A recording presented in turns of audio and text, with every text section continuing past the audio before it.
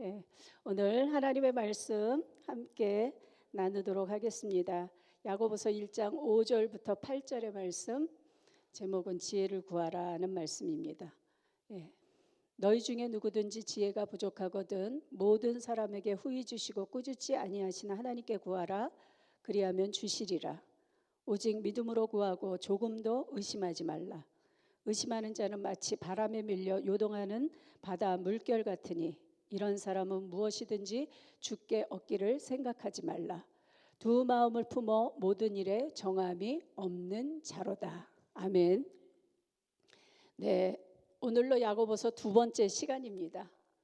지난주에는 살면서 만나게 되는 여러 시험을 어떻게 대처할 것인가, 바로 온전히 기쁘게 여기자, 잘 견디자, 이런 말씀을 나누었고요. 오늘은 누구든지 지혜가 부족하거든 하나님께 구하라는 권면의 말씀을 나누려고 합니다. 시험이라고 하는 주제를 이야기하다가 분위기를 전환해서 지혜를 구하라고 하시니까 마치 서로 다른 주제를 말하는 것처럼 생각할 수 있지 않을까요? 그러나 그렇지 않습니다. 이 본 구절은, 바로 시작하는 이 구절은 여러 가지 시험을 만나거든 이라는 구절과 연결된 말씀으로 볼 수 있다는 것입니다. 그래서 오늘의 이 5절 말씀 본문의 시작절은 여러 가지 시험을 만나거든 지혜를 하나님께 구해야 한다라고 하는 말씀으로 우리가 해석해 볼 수 있다는 것입니다. 자, 그런데 여러분, 우리는 왜 시험을 당하는 것일까요? 예수님께서도 시험에 들지 않도록 기도하라고 말씀하셨지 않습니까? 왜 시험을 당하는 걸까요? 우리가 죄악된 세상에 살고 있기 때문입니다. 이 세상의 풍조, 또 이 세상의 신인 사단의 미혹, 그리고 여전히 내 속에 남아있는 육신의 소욕 때문에 우리가 시험을 당하게 된다는 것입니다. 야고보 사도는요, 야고보서 1장 13절 14절에서 시험에 관해서 또 이렇게 말씀하셨습니다. 사람이 시험을 받을 때 내가 하나님께 시험을 받는다 하지 말지니 하나님은 악에게 시험을 받지 아니하시고 친히 아무도 시험하지 아니하시느니라. 오직 각 사람이 시험을 받는 것은 자기 욕심에 끌려 미혹됨이니.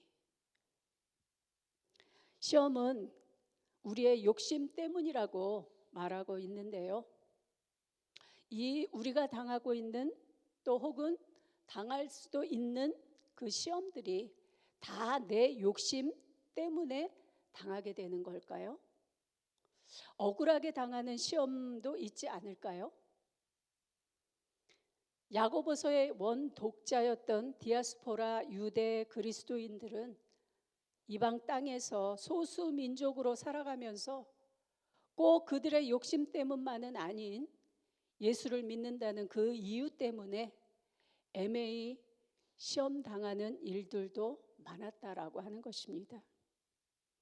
그래서 과연 내 욕심 때문에 시험을 당하는 것인지, 또 다른 의미의 시험이 있는지를 성경이 말해주는 그 시험을 통해서 몇 가지 살펴보려고 합니다.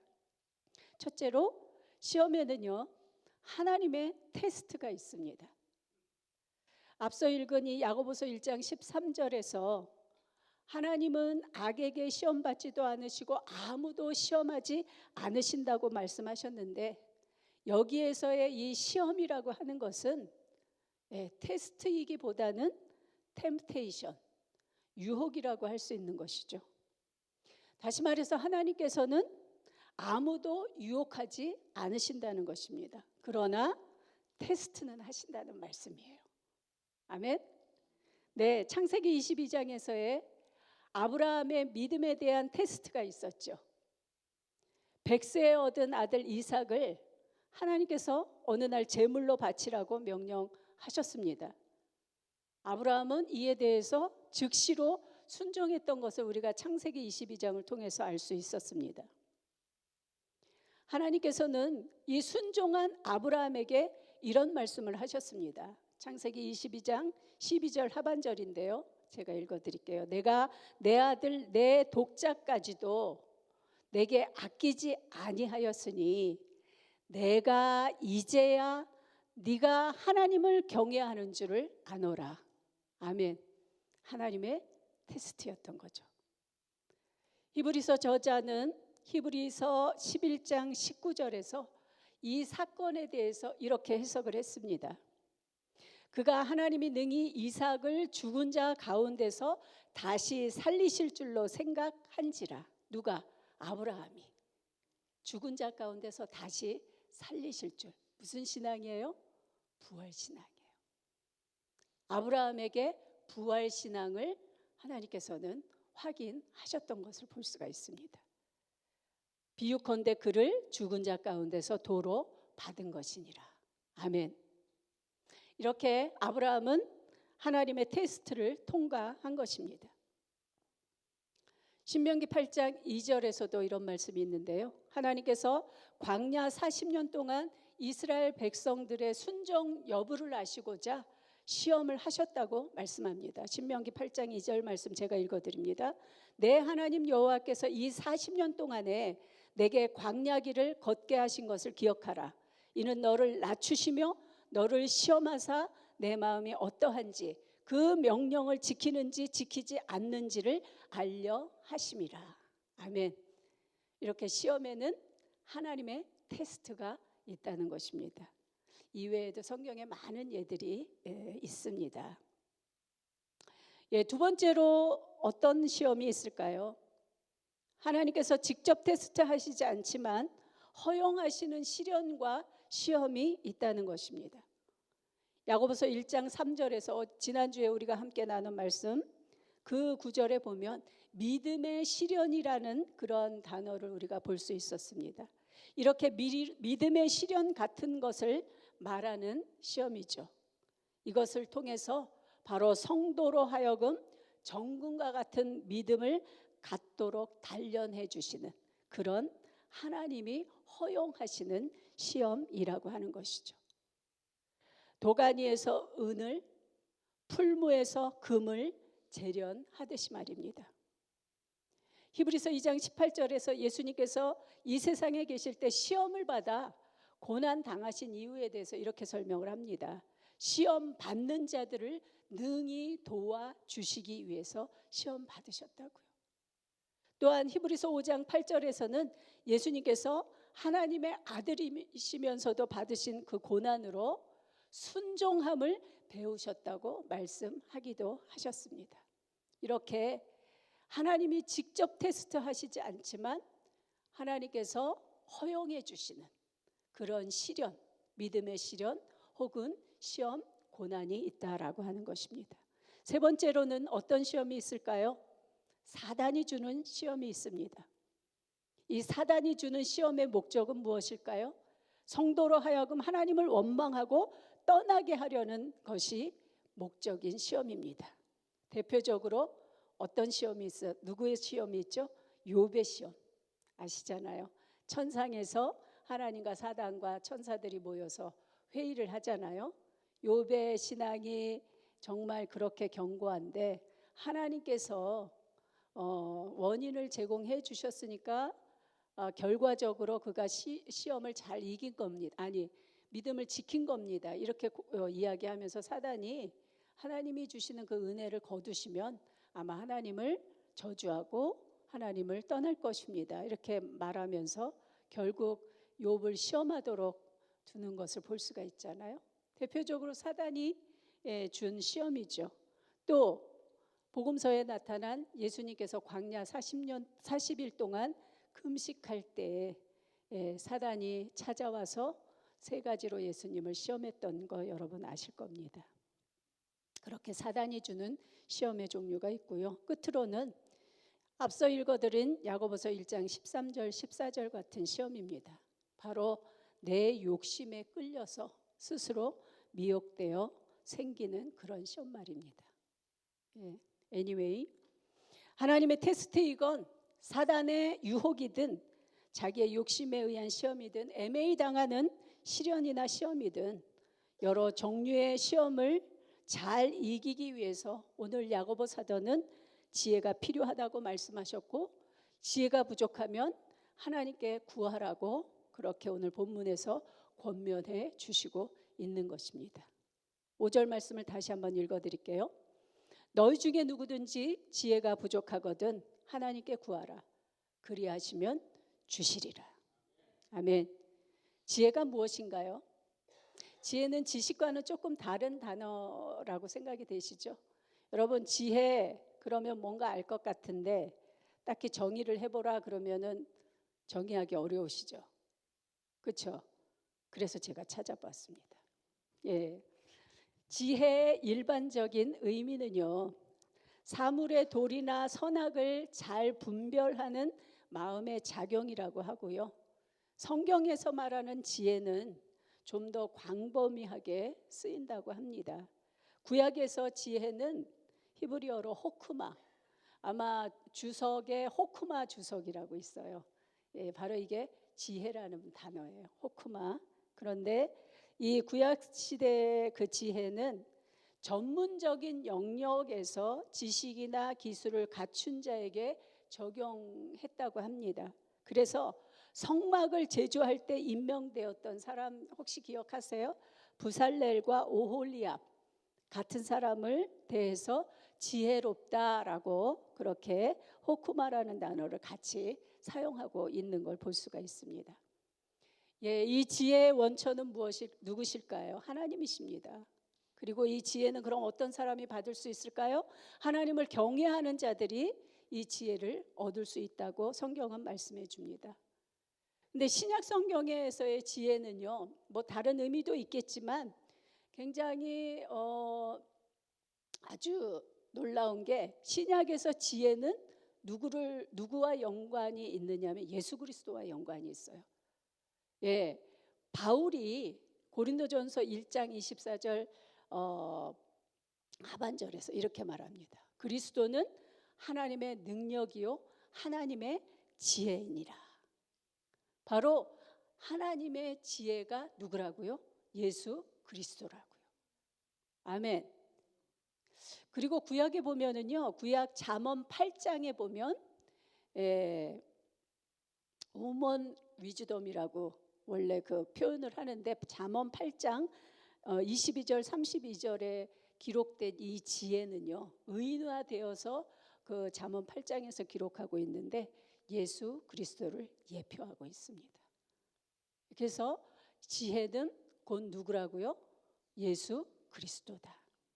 그러므로 지혜를 구하라는 이 야고보 사도의 권면은 하나님의 지혜이신 예수님을 구하라라는 의미로 우리가 확대 해석할 수 있다는 것입니다. 예수님께서 누가복음 11장에서 기도를 가르쳐달라는 제자들의 요청에 따라 주님의 기도를 가르쳐 주시고 결론으로 이런 말씀을 하세요. 누가복음 11장 13절 하반절에 이런 말씀입니다. 하물며 너희 하늘 아버지께서 구하는 자에게 성령을 주지 아니하시겠느냐. 아멘. 예. 구하라 그러면 가장 좋은 선물을 주는데 그것이 누구라고요? 성령이라고요. 같은 맥락의 말씀이지 않을까 싶습니다. 야고보 사도는 이렇게 시험을 이기려면 지혜를 구하라고 말씀합니다. 그리고 야고보 사도는요, 야고보서 3장 13절 이하에서 두 종류의 지혜에 대해서 언급해 주고 있는 걸 볼 수가 있어요. 첫 번째는 위로부터 내려온 지혜, 그리고 땅 위의 지혜, 즉 세상의 지혜, 이 두 종류를 소개하고 있습니다. 이 야고보 시대는 어떤 시대였습니까? 바로 로마의 식민 지배 시대였습니다. 다시 말해서 제국의 지혜가 통치하던 그런 시대가 야고보 시대였습니다. 이 제국의 지혜라는 것, 이 제국의 지혜는 어떤 지혜일까요? 그것은 바로 권력과 물질에 좌우되는 그런 지혜였습니다. 시대는 달라졌어도 오늘날에도 별반 다르지 않습니다. 오늘날도 세상은 여전히 힘의 논리와 돈의 위력이면 다 되는 세상을 우리가 살고 있지 않습니까? 그래서 야고보는 말합니다. 이 제국의 지혜, 다시 말해서 세상의 지혜는 정력적인 것이요 귀신의 것이며 시기와 다툼이 있고 혼란과 거짓된 것이라고 야고보 3장 15절에서 16절에서 말씀해 주시고 있습니다. 반면에 위로부터 오는 지혜는 성결하고 화평하고 관용하고 양순하며 긍휼과 선한 열매가 가득하고 편견과 거짓이 없고 화평으로 심어 의의 열매를 거두게 한다고, 그렇게 야고보서 3장 17절 18절에서 설명해 주고 있습니다. 예, 그 말씀을 제가 다시 한번 읽어드릴게요. 오직 위로부터 난 지혜는 첫째 성결하고 다음에 화평하고 관용하고 양순하며 긍휼과 선한 열매가 가득하고 편견과 거짓이 없나니 화평하게 하는 자들은 화평으로 심어 의의 열매를 거두느니라. 아멘. 아멘.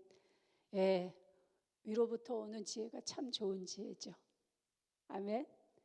우리 모두가 이 위로부터 오는 지혜를 누구나가 다 받을 수 있었으면 좋겠습니다.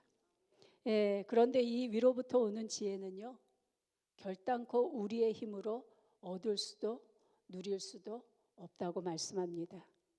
그래서 야고보는 지혜는 구하는 것이라고 말씀하고 있습니다. 자, 지혜를 구하면 이 위로부터 오는 지혜는 누가 주신다고요?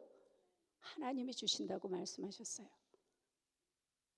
예, 하나님을 이 야고보는 오늘 본문에서 어떻게 소개하고 있습니까? 5절 중반절에서 이렇게 소개하죠. 모든 사람에게 후히 주시고 꾸짖지 아니하시는 하나님이라고 말입니다. 할렐루야. 아멘. 얼마나 감사한지 몰라요. 우리가 하나님 앞에서 믿음으로 잘 산다고 하면서도 제대로 잘 살지 못할 때가 너무 많잖아요. 그럴 때라도 생전 우리를 꾸짖지 아니하시는 하나님이세요. 너무 감사하지 않습니까?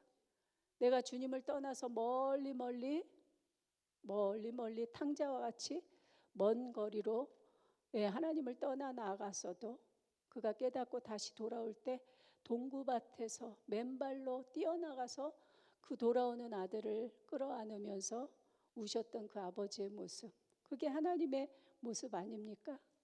예, 얼마나 좋으신 하나님인지 몰라요. 예, 그 하나님을 어떻게 외면하고 살 수 있습니까?